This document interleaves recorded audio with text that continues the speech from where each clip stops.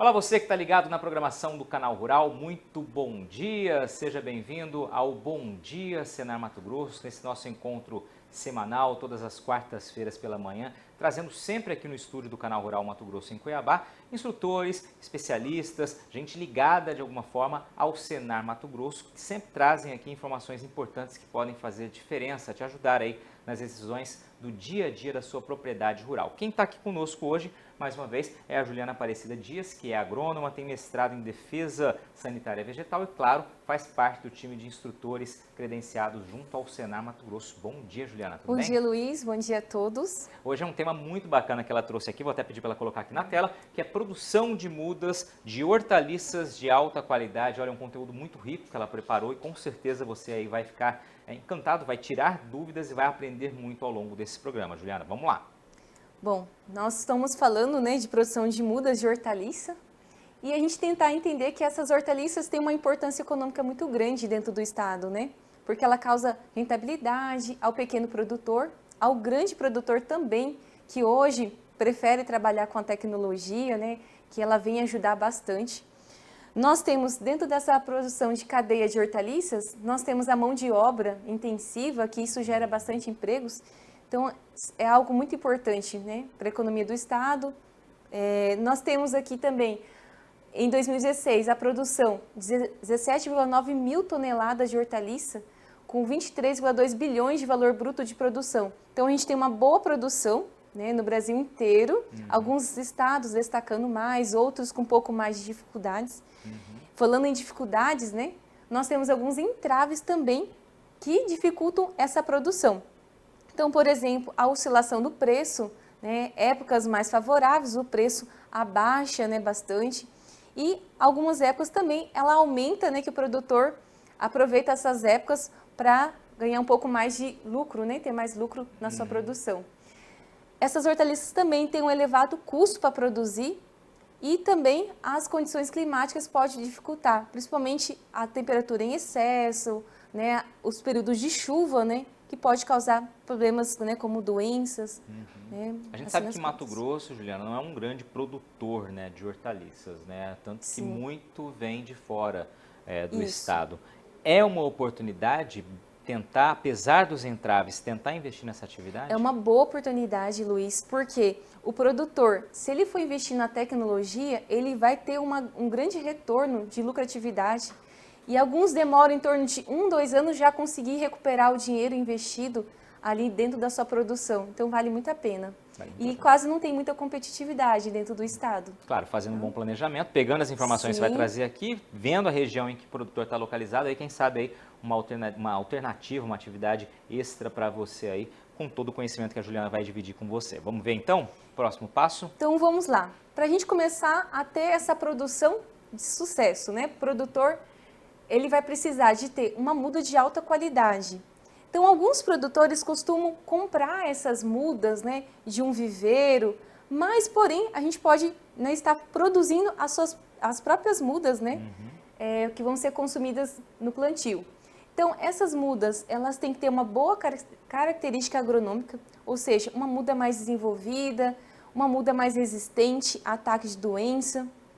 E assim, a gente vai precisar ver algumas características que elas precisam ter para ser consideradas de alta qualidade. Então, a gente está vendo aqui uma foto de uma muda onde tem um bom enraizamento, Ela precisa estar com as raízes bem bonita desenvolvidas, essa foto aí, Tá bem as bonita folhas essa também mais desenvolvidas, A precocidade é que interessa muito ao produtor. Quanto mais precocidade, mais rápido é o retorno também do dinheiro, na hora de comercializar essas mudas. Uma muda de alta sanidade. E essa muda de alta sanidade está ligada aos cuidados, o manejo que ele vai ter durante a produção das mesmas, Ela também precisa ter tolerância ao estresse. Na hora de transplantar ela ao campo, ela não sentir, durante esse transplante. E a facilidade para transportar também. Você falou em precocidade. Como ele identificar, por exemplo, essa muda aqui teria quantos dias aproximadamente? Como que é possível identificar que é um material precoce? Em torno de uns 15 dias seria o ideal para poder ter ela já pronta ao campo. Algumas acabam demorando mais porque a muda ainda está muito pequena. E quando a gente tem uma muda muito pequena para levar ao campo, ela vai sofrer um pouquinho mais né, ao chegar no plantio. Um exemplo disso é o ataque de algumas pragas, né? Vamos dar um exemplo aqui, lagarta rosca, a paquinha, costuma cortar ela quando ela é um pouquinho mais menor assim, então ela é mais envolvida, ela fica também menos sujeito a ataques de pragas. E né? você destacou a Desenvolve uniformidade, melhor. ou seja, estou olhando ali, vamos supor, num viveiro, no meu próprio viveiro ali, ver ali aquela uniformidade ali aparente já é um bom sinal, um bom indicativo. Porque eu vou conseguir colher todas praticamente no mesmo período, né, que foi feito o transplante. Perfeito, podemos seguir então, vamos lá para o viveiro. Isso, né? Então, para eu conseguir chegar àquelas características de alta qualidade, eu preciso ter um ambiente protegido, né? E esse ambiente protegido nós chamamos de viveiro, ou vamos dizer assim, uma casa de vegetação, né? E dentro desse viveiro, ele precisa ter, né, oferecer às mudas uma melhor condição de ambiente em relação à temperatura, à umidade, né? Porque essas mudas de hortaliças, em gerais, a maior parte são exigentes a um clima mais ameno. Então, eu preciso oferecer isso. Quando eu tenho um viveiro, eu tenho ali, por exemplo, a cobertura do plástico, ela vai evitar as chuvas, né? As chuvas podem danificar a produção dessas mudas.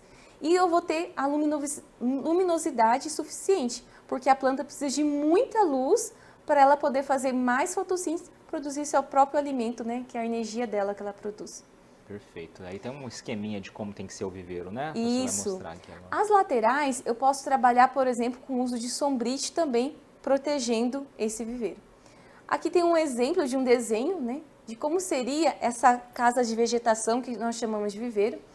É importante que o pé direito, que seria a estrutura, né, que segura esse viveiro, seja uma altura em torno de 3,20 metros. Né? Quanto mais alto, mais ventilação a gente vai ter. O centro do viveiro, né, ele tem em torno de 4,5 metros. Quanto mais alto também, vai ser mais fácil esse arejamento dentro desse viveiro. É importante olhar a topografia do terreno, não ter muita declividade, seja um local com bastante luminosidade, ela precisa de luz, e quanto mais luz, mais produtividade, e ter água, né, disponível também para essas mudas. Perfeito. Você falou ali do sombrite, que é o próximo detalhe bem, aqui. né? Vamos entender por que cada cor interfere, com a espessura. Sim, muito bem. Nós vimos aquele exemplo onde a gente tem um viveiro com o uso do plástico transparente em cima, né? Que são plástico de baixa densidade, chamamos assim, e nas laterais podendo usar uma sombrite entre 18% a 20% de malha. O que é essa 18% a 20% de malha? É a abertura que essas malhas vão ter. Quanto mais abertas, vamos dar um exemplo aqui, 50%, mais luminosidade vai entrar dentro dessa viveiro. Quanto mais fechada, né, menos luminosidade e mais sombreamento. Se eu for trabalhar com uma sombrite que eu não tenho plástico transparente, eu vou ter dificuldade em questão da chuva, porém eu vou ter controle também de temperatura, que alguns produtores não gostam de trabalhar às vezes com plástico, preferem trabalhar com viveiro só com sombrite. Posso trabalhar? Pode. E o que a gente vai fazer? Na hora de escolher esse sombrite, é importante escolher a cor que vai ser utilizada. Então, nós temos a primeira imagem, um sombrite de cor preta, que é muito utilizado na produção de mudas pelos produtores rurais. Ele tem a função de reduzir a temperatura e dar um sombreamento. Então, ajuda a muda, não sofrer tanto em questão de temperatura. Porém, nós temos a segunda imagem, que é de cor vermelha, que é chamado de ultranet. Esse ultranet, ele ajuda a planta a receber as ondas curtas, que a planta faz a fotossíntese, e a radiação de ondas longas que a planta sofre. Por quê? As radiações que entram por meio de ondas longas faz com que a planta perde mais água por aquecimento dentro da planta em si. Então, essa sombrite, ela permite uma fotoconversão. A planta passa a receber mais ondas curtas, assim ela produz mais fotossíntese. Essa aqui nós temos a sombrite de cor prata, que é chamada de flashnet. Ela também tem a função da ultranet de fotoconversão da radiação solar, fazendo com que a planta receba mais fotossíntese. Porém, ela é utilizada muito para ambientes que tenham mais orvalho, né? Então regiões mais frias, por exemplo. Bom, então aqui já uma dica importante para o produtor, você que está aí pensar em investir na atividade ou que já investe, é importante então saber ter uma orientação técnica para aquele produto que você está utilizando, para aquela hortaliça que você está produzindo, qual cor e qual a espessura ideal, qual a abertura ideal dessa malha. Isso vai interferir diretamente no desenvolvimento das plantas ali, né? Principalmente essas regiões muito quentes, seria muito bacana o produtor optar para trabalhar com a Ultranet, que é essa de cor vermelha, né? Que vai ajudar bastante a aumentar a fotossíntese também. Bom, como eu sou leigo no assunto, vou te perguntar aqui, né? Me desculpe se é uma pergunta muito inocente, mas essa abertura, a espessura, ela já vem com a abertura ideal ou você na hora de colocar você estica o suficiente? Como que funciona? Não, ela já vem com a abertura padronizada. E você tem que saber. Isso, na hora o produtor tem que escolher. Então ele tem que ter muito cuidado. Se ele escolhe uma malha muito fechada, o que vai acontecer? Nós usamos uma expressão que a muda fica caneluda, né? Porque ela vai formar muita haste e ela vai ter folhas menos desenvolvidas. Né?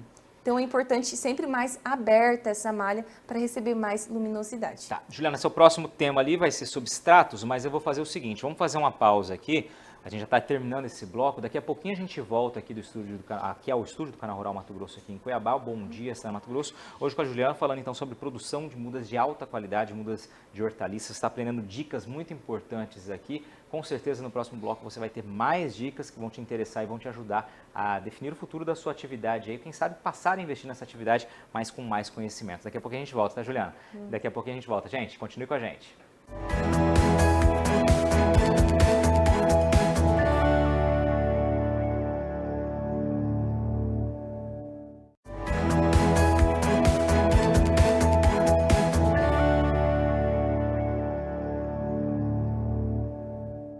Estamos de volta ao Bom Dia, Senar Mato Grosso. Obrigado pela sua companhia, sua audiência. Hoje a gente está falando sobre produção de mudas de hortaliças de alta qualidade. Quem está aqui comigo é a Juliana Aparecida Dias, que é instrutora credenciada junto ao Senar Mato Grosso. Juliana, no bloco anterior a gente falou que ia comentar sobre substratos, né? Vamos lá, o que você traz para o telespectador?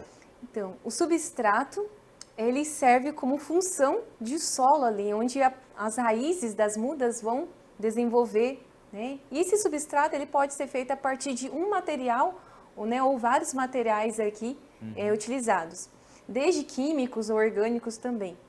Nós temos aqui alguns fatores importantes na hora de escolher esse material, né, que é o substrato.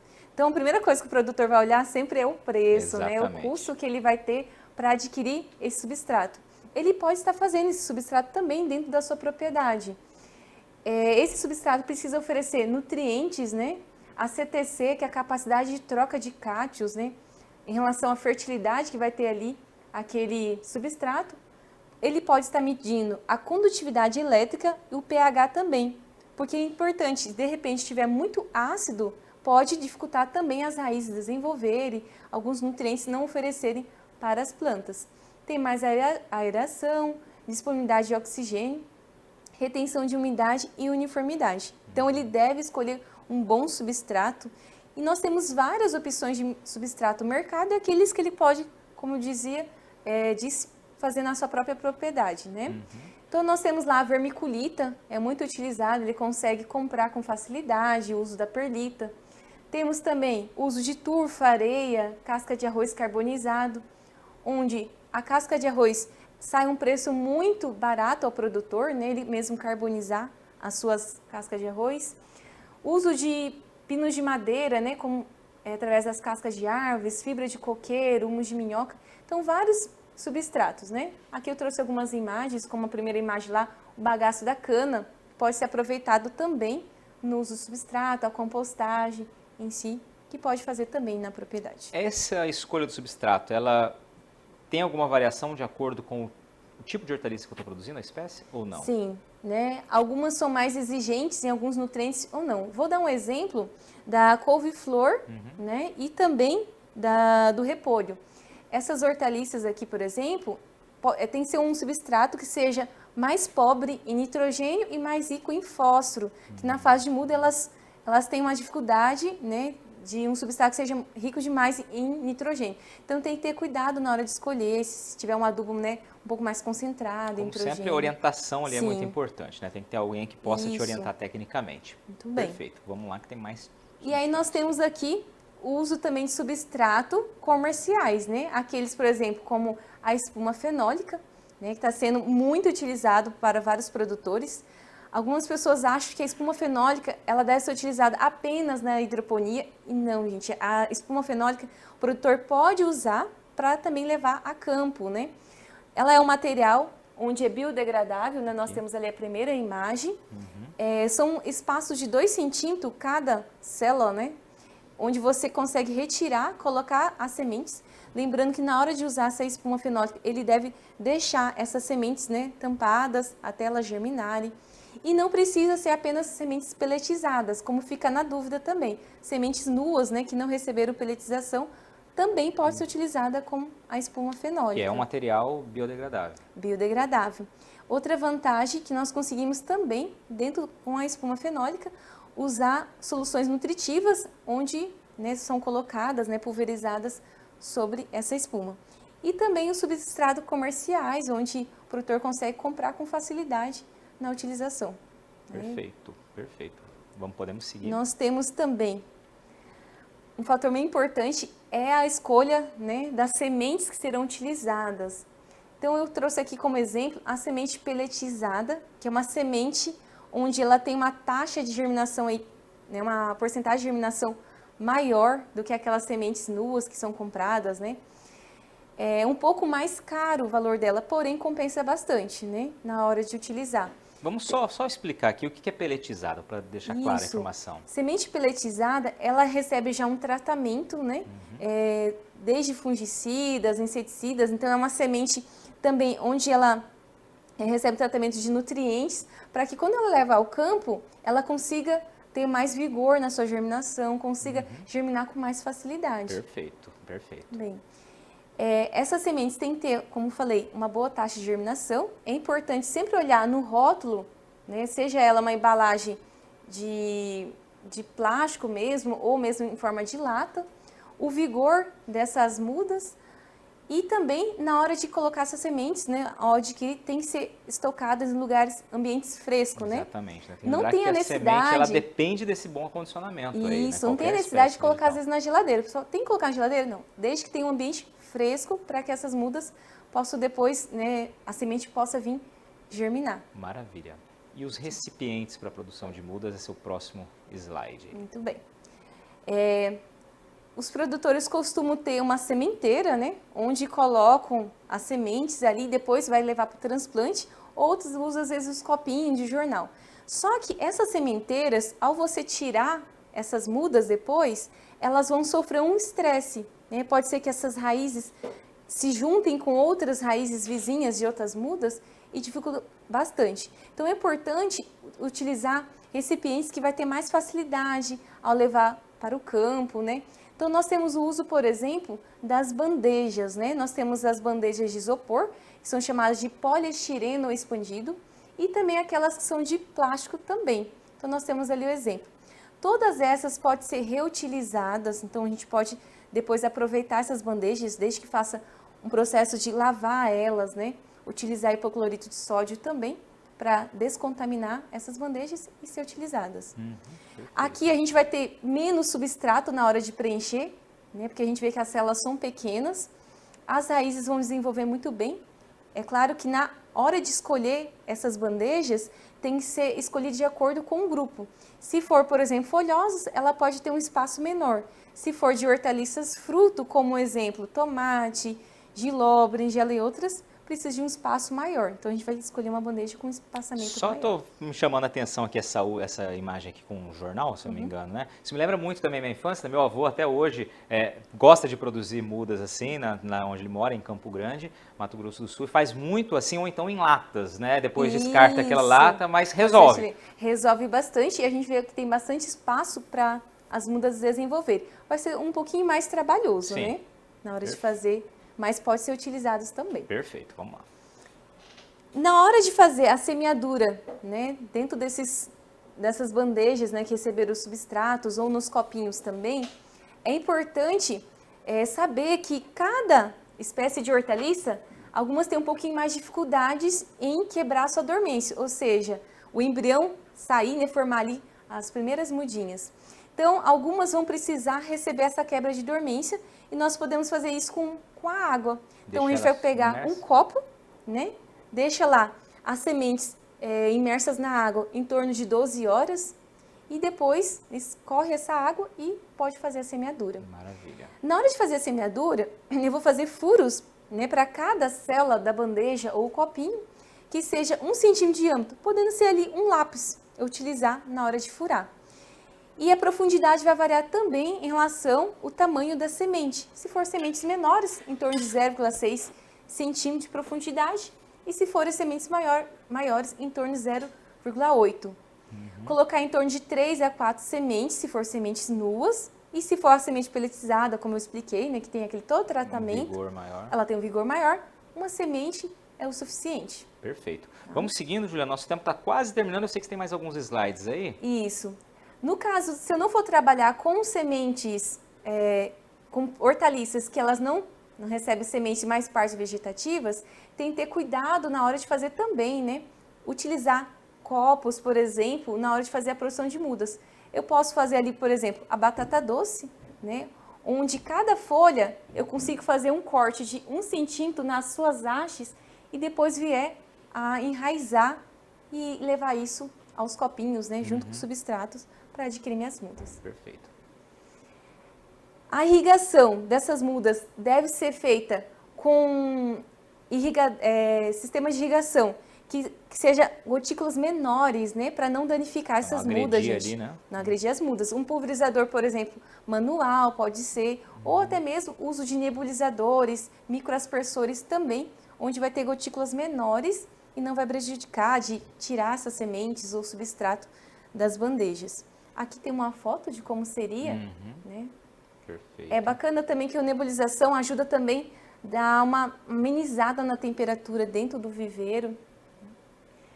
Essas mudas também podem receber a adubação, gente, a cada 8 dias, né? Pode ser feita com uso de adubos foliares, pode ser químicos, pode ser também orgânicos. Eu trouxe como exemplo a urina de vaca, que é usada a 1% nas mudas, e o biofertilizante de esterco fresco, que é feito a partir de esterco fresco, usada a 2% também, né? Então, nós podemos utilizar a cada 8 dias ou a cada 15 dias, uso também desses adubos, tanto químicos ou naturais também. Maravilha. Nas mudas. Tratamento fitossanitário é fundamental também, né? Vai aparecer algumas pragas, né? Por mais que nós temos lá, por exemplo, as laterais, né? Pode ter aberturas, entrar mosca branca, trips, outros insetos que vão estar prejudicando as mudas. Então é importante fazer um bom tratamento fitossanitário. Nós temos vários produtos químicos, né? Registrados, e também nós temos aqueles naturais, como extratos de folha de ninho, arruda, uso da cauda bordaleza também. É importante não ter cuidados na hora do manejo também dessas hortaliças. Para a gente encerrar, transplante. Isso. O transplante vai variar com um grupo, né? Nós temos ali um exemplo das folhosas, em torno de 3 a 4 folhas definitivas é o suficiente para ser levado a campo. E um exemplo de plantas de hortaliças fruto, como a família Solanaceae, que são as plantas solanáceas, em torno de 10 a 12 centímetros, ideal para ser transplantado ao campo. Juliana Aparecida Dias, obrigado pela sua participação aqui. O tempo ficou curto, ela teve que correr um pouquinho com a apresentação, mas trouxe aí informações muito importantes. Eu falei que estava rica demais essa apresentação. Obrigado, Juliana. Obrigado a você que nos acompanhou. Este foi o Bom Dia Senar Mato Grosso dessa quarta-feira. Até semana que vem.